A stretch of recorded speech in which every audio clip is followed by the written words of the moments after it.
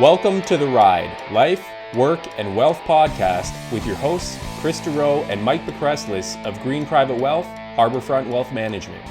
Green Private Wealth is a team of dedicated financial professionals with offices in Burlington and Woodstock, and we're here to give you tips and strategies to help you get ahead and have your money start working smarter for you. Today, we will be talking about how you should prepare for your first meeting with a financial advisor and the questions you should be asking. If you're new to the podcast, welcome. And if you're tuning in again, welcome back and thanks for listening. Hi, I'm one of your hosts, Kris Dureau for the Ride podcast. And today we're going to be talking about preparing for a first meeting with a financial advisor. So today I'm here with another host of the Ride podcast, which is Mike Pakreslis. Say hi, Mike. Hi, everyone. Thanks for introducing me, Kris. So today we're just going to talk about, like as I mentioned, the first meeting with a financial advisor. And why we're doing a podcast on that in the beginning of this year is because at this time of year, we're getting more people coming in for interim meetings than usual. And a lot of it is because of, recently markets haven't been fantastic. So a lot of people are looking for second opinions. Maybe that's why you're going to have an initial or first meeting with another advisor. Or it's just new year, you want to try something new, or you've been meaning to speak to a financial advisor about your situation. And also one of the biggest reasons most people will take that step forward to go finally meet with someone is they have a significant transition happening in their life.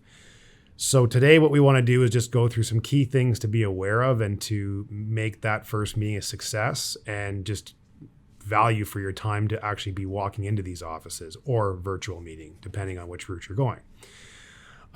So those are some of the reasons. The first thing you want to do is you want to start with clarity. So you have to discuss what's important to you and understanding or helping the financial advisor understand the motivations on why you took the first step into their office. A lot of people have a lot of other things that are quite important for them to do. So they're not usually walking into a financial firm unless they have a transition or some significant reason to take that first step. And you want to make sure that you're setting clear objectives for the meeting when you're sitting down with the advisor, letting them know, okay, I'm here because of this, or I'm looking for some help with this topic. I'm not happy with where I'm at. I don't find the advisor's giving me enough service, attention, for whatever the reason is. It's just really important to be upfront to let that advisor know why you're there, because you want to make sure the expectations are clear. And that also gives the advisor a chance to come back with, okay, well, we can help with that, or actually, no, maybe we're not a fit for you. That's where it's just important to have these objectives outlined and making sure that your expectations are quite clear and just setting clear objectives for that meeting. The next thing is you want to kind of do your check and background before you take step into the financial advisor's office or virtual meeting. And with that, you could do things such as checking to make sure about testimonials or Google reviews. Since there should be one or the other, it would definitely be quite useful to make sure that you're reading through that and seeing, hey, is their clients kind of in the same boat, life stage, age bracket as me? And are they now giving positive reviews and testimonials? Well, that's obviously a good sign. If you're close to retirement and you go on and all the testimonials are people in their 20s and 30s just starting out, well, obviously that may not be a fit. So that's where the testimonials can be quite important. Other things to check are things like designations. So Mike, what designations do you think are important that people should be aware of that advisors should have? Yeah, thanks, Kris. I think the two most important designations would be the Certified Financial Planner designation and the Chartered Investment Manager designation. It's really important that people do their research and look at the advisor's background and experience online before taking that decision to meet with them initially. It's also important to take a look at their website and see, are they part of a team or do they work on their own? And even what are the dynamics of that team? Are they all segmented or do they work together as a whole to service the clients? Yeah, teams are definitely important if they're working together as a team, because it just means you have you're not just with the solo advisor. Not that a solo advisor can't service people, but of course, if there's a team, there's just a lot more resources available for that advisor and even for the client. So teams to me are a huge win. Mike, you mentioned the designations. So maybe you can just kind of touch on what they mean. So the two that you mentioned that are, and just so listeners understand, there is a whole alphabet of designations out there. Like an advisor can make a career out of adding designations to their name, which is great because it shows that, okay, they're getting much more education above, say, just the norm. However, the two important ones that Mike's mentioned, the CFP and CIM, maybe Mike, you can touch on what those are. Yeah, so we hold ourselves out as planners, and that's why everyone here on the team has the Certified Financial Planner designation. I'm actually currently doing mine right now myself. So we're held to a higher standard of care with our clients, right? So we're fiduciaries. We take great care of our clients there. We put a financial plan in place for everyone. And then for the Chartered Investment Manager designation, essentially we're held to a higher standard of care on the investment management side as well. We can have discretionary portfolio management authority for our clients. And essentially it opens up a lot more options available. And those two are great. And there's also, like I mentioned, numerous other ones as well too. And if you're meeting with an advisor and there's a bunch of letters after their name, you can simply just Google that and you'll get websites that actually list all the designations that an advisor could have. And maybe there's a specific one you're looking for, or maybe that's not a big deal, but it is good for an advisor to have some of those for sure. Okay, so Mike, you kind of touched on that. It's also important to look at the advisor's digital footprint, which is just checking the advisor out online, the website. Hey, is there a team? What size of firm are you dealing with? Is the website professional? Is there articles? Is there white papers? Do they have podcasts, videos to educate yourself? Because where that's important, I just know this from the experience of having our podcast, and that is that it gives you a chance to listen to the advisor and their tone, get an idea kind of somewhat of their personality, how they service people, their kind of rationale on things. And it's kind of a bit of an intro into what they're about and who they service and the services they have. So maybe you start listening to that and you're like, whoa, okay, this is just not going to be a fit, I can tell. Or you're intrigued, you listen to a few episodes, you kind of get used to that firm or advisor or team. And then you're like, okay, I spent a bit of time before I go into their office or have a Zoom meeting. And it just allows you to kind of research them from a distance before committing to the time to walk into that office. So that can be quite important for people.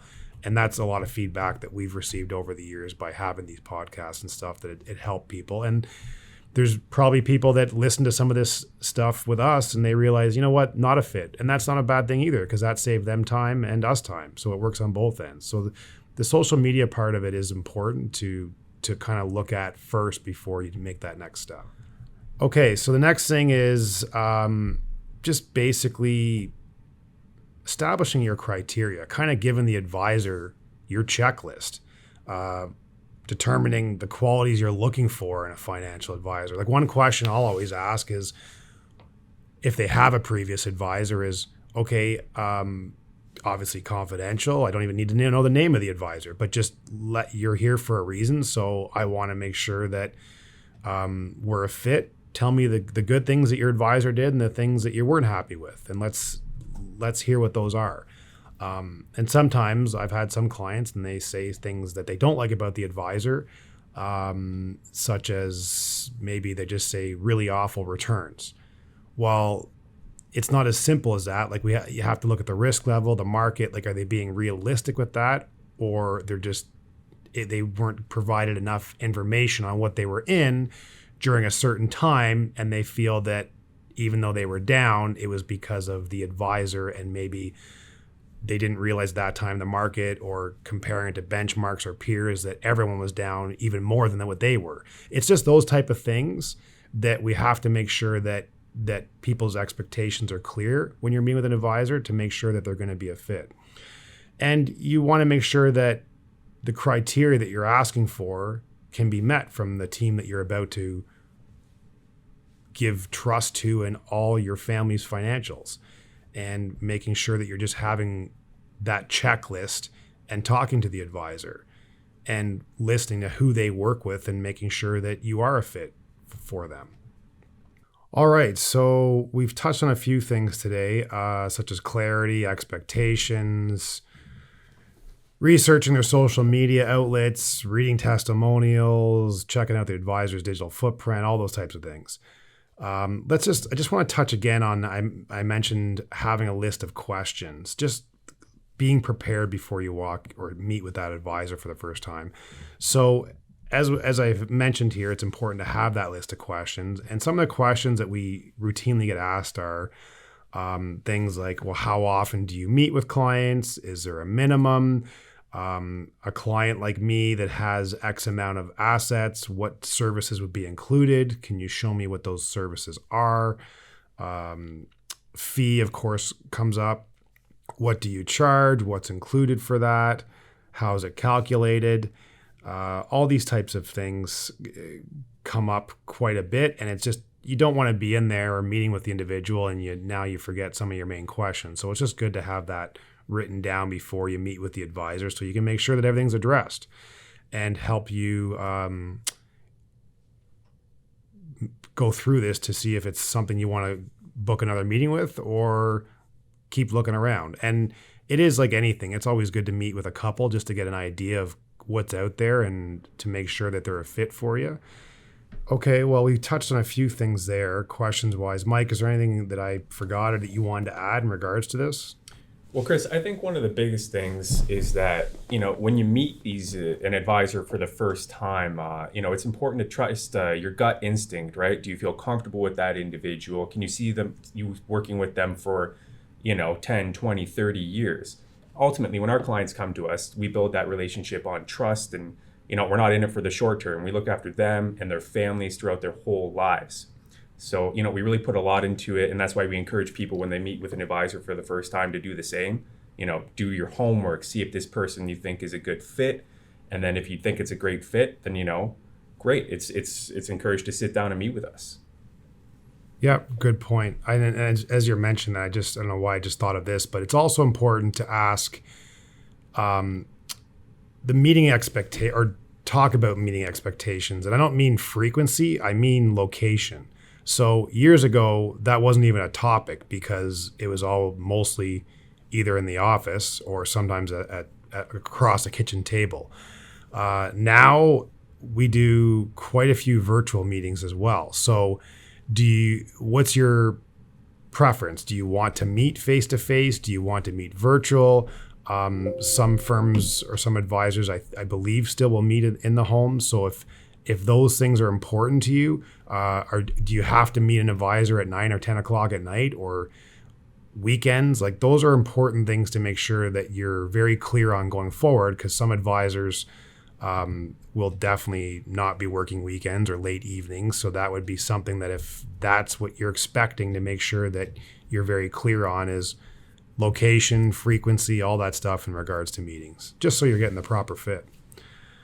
I think we've touched on everything, Mike, for today anyways. And basically all these tips that we gave today, it's just to really help you or lead you to productive partnership with your financial advisor, and you're starting a new relationship with them, and you want to make sure that you found the right one, because you want to try and avoid going through all this, moving everything, getting comfortable and set up, and then you realize, okay, this is definitely not a fit and we got to go through it all again. And this is what the purpose of this podcast was today, was to hopefully give you some tips to avoid that.